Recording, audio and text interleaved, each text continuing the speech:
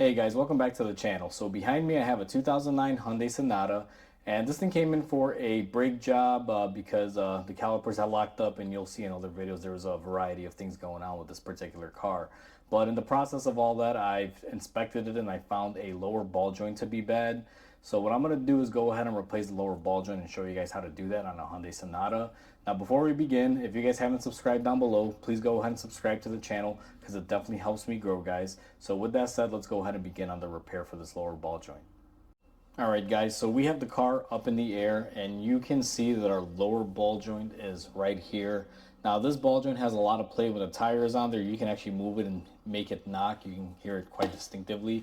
But the reason why we're replacing it, if you guys look here, you'll see there is no boot and you can actually see the actual ball and cup socket.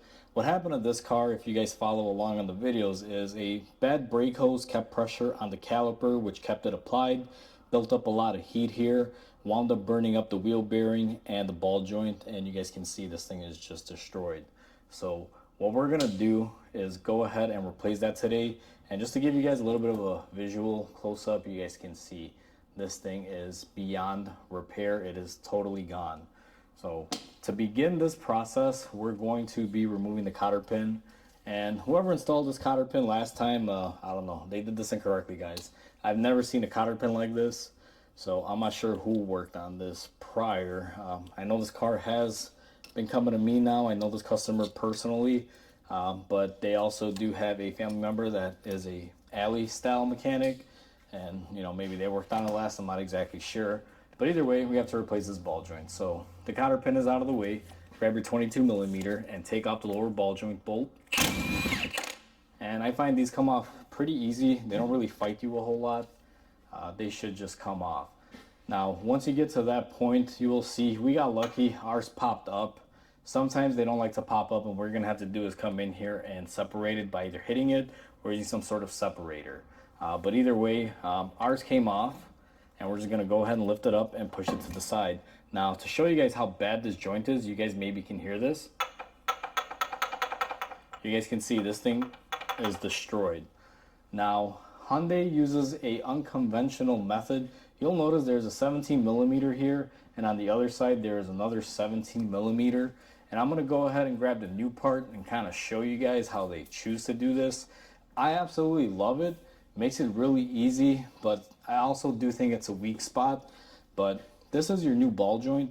It goes up like this, and I just dropped my cotter pin on the ground. And the way this bolts up is like this, and you can see it just has two ear tabs with a 17mm on each end.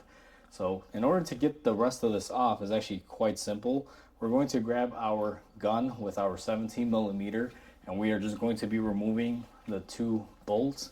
And that should give us enough clearance to be able to get everything off. So once I find my 17, which is right here, put it on my 3/8 gun, we're gonna go ahead and take this off. And these are actually coming off pretty easy. I wonder if they tightened them up last time whenever these were being serviced. And just like that, guys, this thing fell right out of my hands. It's quite easy, although they typically don't come off this easy. Maybe the heat buildup caused it to come off this simple, but you guys can see, bad ball joint. So now that we got that, I'm gonna go ahead and throw this in our scrap pile, and we are going to grab the new ball joint. Let me grab that here from my bench. And I already showed you guys what it looks like previously. Now they have this little boot protector. I usually just wind up taking it off, guys. I don't really prefer it. It just gets in the way of installation. The reason why they give it to you so you don't hurt the boot while installing it, I just find it's more of a nuisance than anything because it just gets in the way. Now that we have our boot out of the way, guys, we take our ball joint and we take our bolts. Now I apply some blue Loctite on these. They shouldn't come off too easy, but I always like to be precautious and put some Loctite. Now I'm gonna line up our ball joint here while trying to keep this thing pushed forward. And be very critical to hand tighten these on here first, guys. Start off your threads by hand. You do not want to impact this on and then run into an issue where, let's just say, you strip it out, because if you do that, guess what? You're buying the customer a brand new knuckle. And last time I checked, a knuckle for one of these is not very cheap, to say the least. They can be quite expensive. So I prefer to not give away money for free parts like this, so I make sure I always hand tighten these when I begin them. So let's go ahead and get this one put in. So both of my bolts are nicely threaded in there by hand. Now these don't take a lot of torque. I actually looked it up, and my gun does more than enough for torquing them. I'm actually going to be exceeding it by a little bit, but it's okay. So I'm going to go ahead and just push that one on there like that. Now the second one's going to fight you because you do have a lot of stuff that's in the way here. And depending on which way the wheel is positioned, like right there, I just kind of pulled it back. You can move it around. Now I'm gonna go ahead and hit that with the gun, and I am actually looking for my other socket here so I can kind of get on there and give it proper torque. Whenever you use an extension like I was doing there, you tend to lose a little bit of torque. So let me just hit it real quick. That one's nice and tight. And again, guys, this gun exceeds what the torque should be, because I've actually tested it, so I know. Now, what I'm going to do is go ahead and lift up on my assembly and go ahead and line it up and push our ball joint through our lower control arm assembly. And what I like to do is go ahead and start threading the nut, again by hand. And what we're going to do is take our 22 millimeter, I believe it should still be for this one,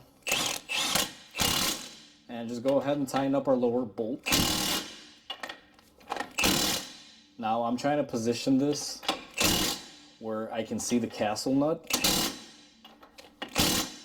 and right there I am perfectly centered. It doesn't take a whole lot of torque to tighten these up either. I did check the requirements. My gun can easily tighten them, and I just go a little bit more on them to just get the castellated nut perfect. I don't really torque these down, guys. You may hate me for it, but you know, I just do it with my gun. Good and tight works. It's always worked for me. My gun is more than capable of doing so.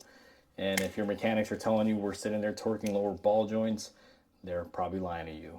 I don't care what it is, whether it's a mechanic on YouTube or just at your local shop. They realistically are not going to be tightening these.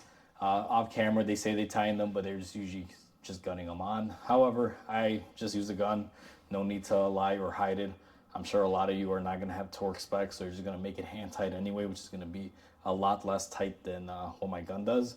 But my gun does the trick, so we're going to go ahead and do it that way. Now, once you put your cotter pin in there and you move it around just like we did, kind of bend it up correctly, you are pretty much all set. The ball joint is installed. What you'd want to do at this stage is go ahead and put on the wheel, clean up your mess. Now, I'm going to clean up this area a little bit so my wheel's not going to go on just yet. I just wanted to show you guys the process of replacing this ball joint. I do have quite a few more things to do to this car, so I'm going to cut the video at this, guys. Hopefully this helps you out if you guys are doing this job or something similar to this. And with that said, please comment, like, and subscribe. It definitely helps my channel grow. And until the next repair, hope you guys have a wonderful day. I'll catch you guys on the next video.